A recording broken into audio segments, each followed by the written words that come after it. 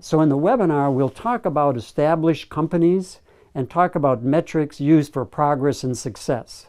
And we'll contrast those metrics with a startup and talk about the metric supply chain as we go from startup to established company. The reason people might find the content of this webinar useful is that there's been a great deal of talk about vanity metrics. And a vanity metric is a metric that is used to measure internal decision making and progress, but these metrics don't have cause and effect in growing the business. So one might say there's a great deal of metrics discussed and used that aren't really pertinent or germane to the growth of a business.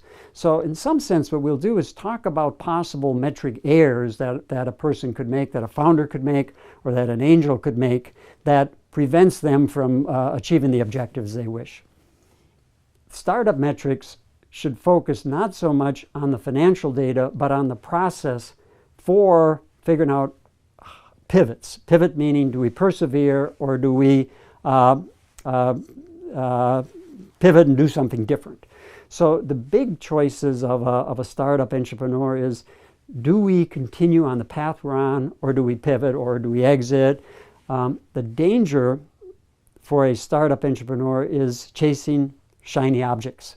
That all times interesting things come along, we go left, we go right, chasing these shiny objects. So a startup metric has a heavy job.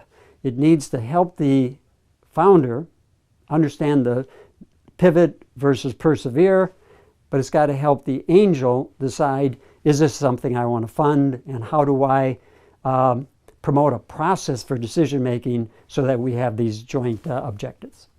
So what I bring to this is the dual footprint of the academic theoretical framework, along with having been an entrepreneur, working hand in hand with startup individuals to bring together the discipline of the academic world with the uncertainty and the street smarts of the entrepreneur.